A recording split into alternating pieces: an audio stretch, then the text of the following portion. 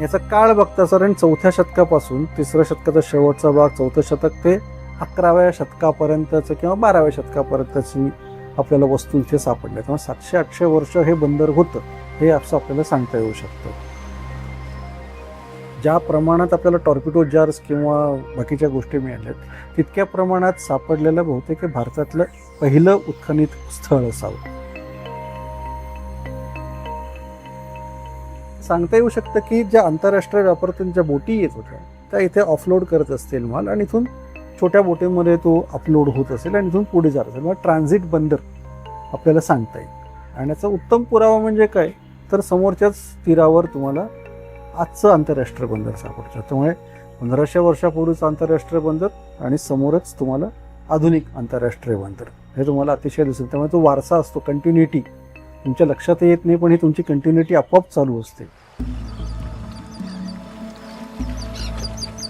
मुंबईपासून 10 किलोमीटर समुद्रात असलेल्या घारापुरीच्या बेटावर उत्खननातून असे काही पुरावे हाती आलेत की त्यानं मुंबईच्या इतिहासाला नवा आयाम दिलाय. घारापुरीच्या लेण्यांमुळं युनेस्कोनं जागतिक वारसा म्हणून घोषित केलेला हा प्रदेश, पण इथंच त्याचा इतिहास थांबत नाही. साधारण 6व्या ते 8व्या शतकाच्या दरम्यान घारापुरीच्या लेण्या कोरल्या गेल्या असाव्यात असा संशोधकांचा अंदाज आहे. पण गेल्या 8 महिन्यात इथं झालेल्या उत्खननातून घारापुरीचा इतिहास 3ऱ्या शतकापर्यंत मागे गेलाय. एकेकाळी भारताच्या पश्चिम किनाऱ्यावरचं हे महत्वाचं आंतरराष्ट्रीय व्यापाराचं केंद्र होतं असं आता संशोधक म्हणतायत.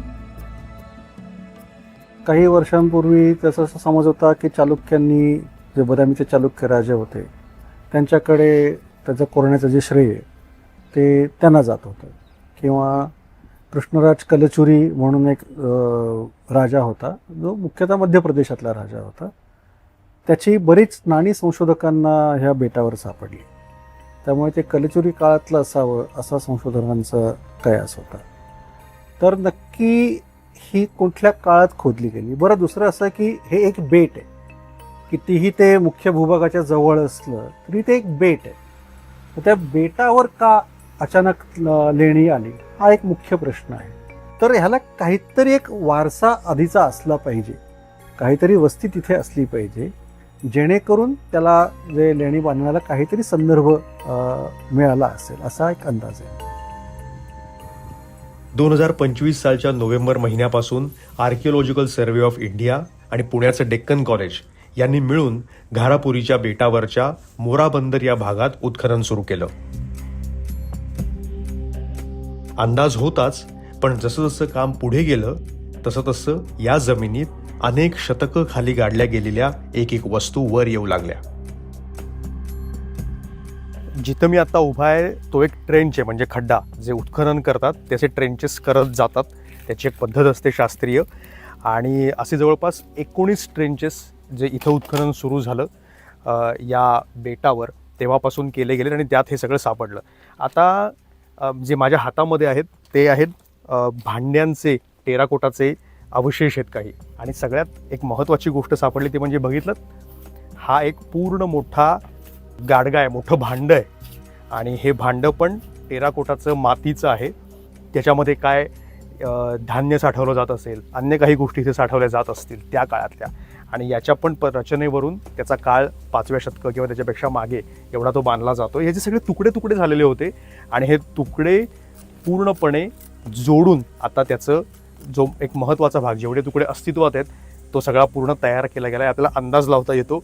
आणि हे सगळं जमिनीच्या खाली होतं, ते जमिनीतून सगळं असं वर आणलेलं आहे. ते कसं जोडलं, कसं सापडलं तेही ऐकण्यासारखं आहे. हे जशा स्थितीमध्ये मिळाले, म्हणजे आपण याला आता नवीन करण्याचा प्रयत्न करत नाही. ज्या स्थितीमध्ये हे भेटलं त्याच स्थितीमध्ये आपण याला गोलाकार करून ठेवण्याचा प्रयत्न करतो आहे. आणि त्यासाठी म्हणजे एक चांगल्या प्रकारे याला आपल्याला उचलून म्युझियममध्ये किंवा आपल्या ऑफिसमध्ये ठेवता यावं म्हणून. किती सापडले आपल्याला? याला 2 होते. हां. तर याला काय केलं की हे उचलताना याची परत एकदा ब्रेक नाही झालं पाहिजे किंवा याचे तुकडे नाही झाले पाहिजे म्हणून आपण याला परत एक फायबर ग्लासचं कोटिंग करतोय आतून, म्हणजे हे ॲज इट इज राहील. या भागात सापडलेल्या अजून एका बांधकामानं मात्र सगळ्यांनाच अवाक केलं. ते बांधकाम म्हणजे हा पाणवठा. याला स्टेपवेल, विहीर किंवा बारव असंही म्हणता येईल. मोठ्या दगडांनी घडवून उतारावर पाणी अडवून खोलवर आणि प्रशस्त बांधलेला हा पाणवठा आहे. समुद्राच्या खाऱ्या पाण्यानं वेढलेल्या बेटावरचा हा गोड्या पाण्याचा अत्यावश्यक साठा. चैतन्य, ही जी जागा आहे हे काय वॉटर रिझर्वायर असं तू म्हणालास, काय काय काय मिळालं याच्यामध्ये? याला वॉटर रिझर्वायर याच्यामुळे म्हणतोय कारण की ऑब्व्हियसली फ्रेश वॉटरचा सोर्स आहे. रॉक्स आणि ब्रिक्स हे बनवलेले आहे. आम्हाला वाटतं की इंडिजिनियस किंवा आयलँडवरचे नाही आहे, बाहेरूनच कुठून तरी मागवले गेले. म्हणजे हा दगड इथे मिळत नाही. हा दगड इथे मिळत नाही. आणि ब्रिक्स पण इथे बेक होण्याचं काही कारण बनत नाही, कारण की इथे तेवढं डिपॉझिशन नाही आहे मातीचं की इथे लोक ब्रिक्स बनवतील. तर मोस्ट ते पण बाहेरूनच आले असेल. तर याचं कारण काय बनवण्याचं हा असू शकते, कारण की ट्रेड एवढं चालायचं इथे. ट्रेडमध्ये लोक यायचे, लोक इथे राहायचे, तर त्यांना फ्रेश वॉटर किंवा गोड पाणी तर हवंच असतं. आणि कारण की पिण्याचं पाणी, आणि आयलँडवर पिण्याच्या पाण्याचा प्रॉब्लेम आहेच, कारण की तुम्ही आयलँडवर आहे, पूर्ण समुद्राने वेढलेले आहे. तर इथे खूप सारे रॉक कट वेल्स आहे की विहिरी आहे, त्या अजूनही लोक वापरतात. आम्ही त्याला डेट केला आहे कॉईन्स आणि याच्या अँटिक्विटीच्या याच्यानी की 1500 वर्ष जुनं असावं. आणि तेव्हा जेव्हा ट्रेड चालायचा तेव्हा हे लोकांचं गोड पाण्याचं किंवा तहान भेटून भागवण्यासाठी याचा वापर केला जायचा. म्हणजे ट्रेड किती मोठा असावा की लोकांनी खर्च करून इथे एक रिझर्वायर तयार केलं. या बांधकामाशिवाय असे अनेक पुरातत्वशास्त्रीय पुरावे या उत्खननात मिळाले. त्या आधारावर घारापुरीच्या बेटावर कोणत्या काळात कोणाचं आधिपत्य असू शकतं किंवा कोणत्या देशातले साम्राज्यातले व्यापारी इथं येत असावेत याचाही शोध घेता येतो. यापैकी सगळ्यात महत्वाचा पुरावा म्हणजे नाणी. तर 70 नाणी या उत्खननात सापडलेली आहेत. त्याच्याबद्दल सांगायचं झालं तर नाण्यांचं तुम्हाला जर दिसेल तर ही नाणी अत्यंत करोडेड स्वरूपातलं, म्हणजे अर्थातच खाऱ्या पाण्यामध्ये, खाऱ्या हवेमध्ये, मातीमध्ये ती सगळी नाणी पुरलेली गेली होती. त्याच्यामुळे त्याच्यावर मोठे गंज चढल्याचं आपल्याला दिसतं. हे चांदीचं नाणं आहे. ते चांदीचं नाणं तितकंच खराब झालं होतं, पण ते जेव्हा साफ केलं तेव्हा त्याच्यावर एक लेख दिसायला लागला. आणि त्याच्यावर जर तुम्ही नीट बघितलं तर राजाचा चेहरा तुम्हाला ह्याच्यामध्ये दिसू शकतो. तर हे कार्दमक क्षत्रप नावाचं एक घराणं होतं. आणि त्या नाण्यावर जो लेख असतो त्याच्यामध्ये त्या नाणी पाडणाऱ्या शासनकर्त्याचं नाव, त्याच्या वडिलांचं नाव आणि त्या दोघांचेही हुद्दे, त्यांच्यामध्ये क्षत्रप आणि महाक्षत्रप असे 2 प्रकारचे हुद्दे होते. तर जवळजवळ सर्वच राजे महाक्षत्रप झाले नाहीत, काही क्षत्रप म्हणूनच गेले. तर क्षत्रप असतानाही त्यांनी नाणी पाडलेली.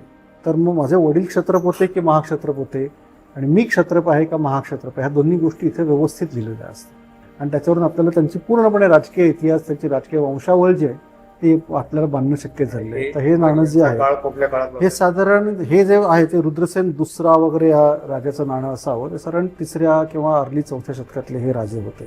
तर त्यांचं हे नाणं आहे. मोठं दिसतंय. हो. कुठलं नाणं? आता हे नाणं आपल्याला जे दिसतंय तर ते पूर्णहून साफ झालेलं नाहीये नाणं, पण साधारण जे इराणचे ससेनियन राजे जे होते त्या ससेनियन राजांचं हे नाणं असावं. तर त्याच्यावर राजाची एफिजी आणि दुसऱ्या भागावर जे झरतृष्टी धर्माचा सर्वात महत्वाचा देव म्हणजे अग्नी, त्या अग्निकुंडाचं तुम्हाला अंकन ह्याच्यावर झालेलं दिसतं. ह्या नाण्यांवरून सांगता येतं की आपल्याला ॲटलिस्ट 2 जे राज्यकर्ते होते किंवा राजघराणी होती त्यांचा ह्या बेटाशी गहिरा संबंध असावा असं सांगता येतं. त्यातला एक म्हणजे त्रैकुटक राजे, यांचं नाणी आपल्याला इथे सापडलेत. दुसरे कलचुरी राजे.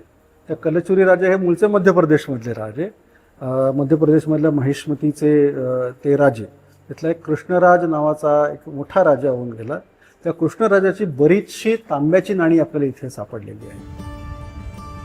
नाण्यांसोबत मिळणारा आणखी एक पुरातत्वीय पुरावा म्हणजे मातीची भांडी.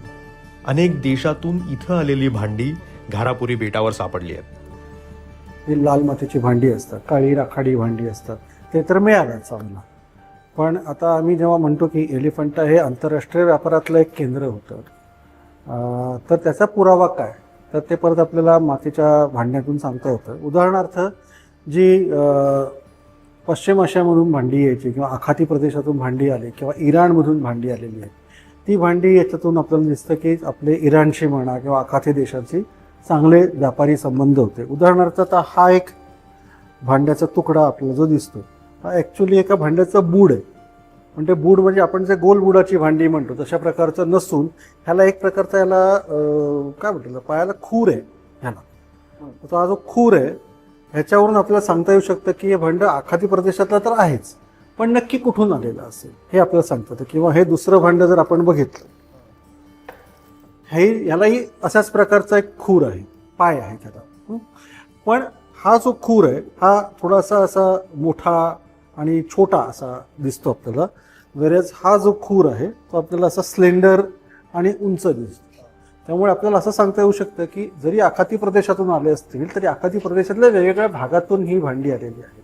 मग ती कदाचित ओमानमधून आलं असेल किंवा अगदीच म्हणायचं झालं तर तुम्हाला नॉर्थ आफ्रिकामधून आलेलं असू शकतं भांडं. अशा वेगवेगळ्या भागातून जो व्यापार चालायचा आपला, लाल समुद्राच्या माध्यमातून चालायचा किंवा आता जी होर्मुजचा आखात किंवा ओमानचा आखात आहे तिथून चालणारा व्यापार असेल तर त्या वेगळ्या भागातून ही भांडी आपल्याला आलेली दिसतात. जर तुम्हाला 4थ्या-5व्या शतकापासून किंवा 5व्या-6व्या शतकापासून ते 11व्या शतकापर्यंत वेगवेगळ्या भागातली म्हणजे उत्तर आफ्रिकेतली असतील, भूमध्य समुद्रातली असतील, आखाती भागातली असतील, इराणमधली असतील अशी भांडी जर येत असतील, याचा अर्थ जवळजवळ 600 ते 700 वर्ष एलिफंटा हे जे बंदर होतं हे बंदर अतिशय ॲक्टिव्ह होतं आणि या बंदराच्या माध्यमातून जो परदेशातून येणारा जो माल आहे तो बंदरावर उतरवला जाऊन इथून पुढे मग कदाचित छोट्या बोटीवरून ठाण्याच्या खाडीमध्ये असेल किंवा इतर भूभागामध्ये तो पुढे नेला जात असावा, असा साधारणचा आत्तापर्यंतचा काय असेल. उत्खननातली माती चाळून चाळून हाती लागतात ते वेगवेगळ्या दगडांचे अथवा मातीचे मणी. या मण्यांचा प्रवासही संशोधनातून सांगता येतो. सो हे जे मणी आहेत ते ग्लासचे बनवलेले आहेत आणि हे लेट रोमनचे आहेत नॉर्मली. सो 7th century नंतर हे सापडतात. ते नॉर्मली सिरियावरनं येतात असं बाकीच्या एक्सकव्हेशन्सवरनं समजलेलं आहे आत्तापर्यंत. आम्हाला जे कार्नेलियन बीड सापडले आणि त्याच्यावरचा जो डेबिटाट सापडला सगळा तर तो खूप हाय रेझोल्युशनचा होता, म्हणजे क्वालिटी त्याची खूप हाय होती. त्यामुळे तिकडे जे बनवलेले मणी आहेत सगळे ते खूप हायर क्वालिटीचे होते असं दिसून येतं. हमारे पास 5 लोकेलिटीज़ थी, तो हमारे पास जो 5वीं लोकेलिटी थी वहाँ पे हमको बहुत क्वांटिटी में कई सारे बीड्स मिले. ये है नेफ्राइट. सबसे क्लोजेस्ट अगर हमको नेफ्राइट मिलता है कहीं तो दैट इज़ बर्मा या तो ओमान. ह्या व्यापारासाठी तिथं आणलं गेलं असावं आणि नंतर इकडे डिस्ट्रीब्यूट होतं आहे ते तिथं का मिळालं असं? तिथे खरं तर आम्हाला ज्या ज्या गोष्टी सापडल्या तर तिकडे बनवलेल्या काहीच नाही, त्या सगळ्या ज्या आहेत त्या घारापुरीवरती आणल्या गेलेल्या आहेत. त्यामुळे कदाचित त्या तिकडे आणल्या जाऊन बाकीच्या जे मटेरियल आलंय बाहेरनं सुद्धा त्याच्याबरोबर त्या एक्सपोर्ट म्हणजे विकण्यासाठी किंवा अशा पण गेल्या असू शकतात किंवा एक्सचेंज म्हणून की तुम्ही आम्हाला हे द्या आणि आम्ही तुम्हाला हे देतो असं पण त्याचा वापर होऊ शकतो. मग घारापुरी हे जर 3ऱ्या-4थ्या शतकापासून भरभराटीला आलेलं बंदर असेल तर तेव्हा भोवताली असलेल्या कोणत्या शहरांशी किंवा व्यापारी केंद्रांशी त्याचे संबंध असतील? इथून व्यापारी माल पुढे कुठे जात असेल? ही घारापुरीला हा जो भाग आहे हे मोरा बंदर नावाचं एक ते तुम्हाला दिसेल, मोरा बंदर गाव म्हणून लिहिलं आहे. तिथे जेटी आहे, ब्रिटिश काळातली ती जेटी आहे. हा भाग अतिशय सेफ आहे, इथे तुम्हाला बोटी उभ्या करू शकता. इथे जो माल तुमचा जो परदेशातून आयात केलेल्या ज्या वस्तू आहेत त्या तुम्ही उतरवून घ्याल आणि त्या छोट्या बोटींमध्ये भरून ह्या बोटी नंतर पुढे जर तुम्ही उत्तरेकडे गेलात तर या ठाण्याच्या खाडीमध्ये जाऊ शकता. हे एक शहर जे तुम्हाला दिसतं ठाणे, हे ठाणे अतिशय महत्त्वाचं शहर शिलाहार काळामध्ये 10व्या शतकामध्ये तर नक्की होतं. जर एलिफंटाचा जो काही व्यापार जो 10व्या-11व्या शतकापर्यंत चालत असेल तर ॲटलिस्ट 10व्या-9व्या-10व्या शतकामध्ये ठाण्यापर्यंत तर गोष्टी नक्की येत असतील. पण तिथे नक्की काहीतरी वस्ती असावी, कारण शिलाहार राजांची जी राजधानी होती श्रीस्थान. त्याचबरोबर तिथून थोडं पुढे गेलं की तुम्ही उल्हास नदीमध्ये जर आलात तर तुम्ही कल्याणपर्यंत येऊ शकता.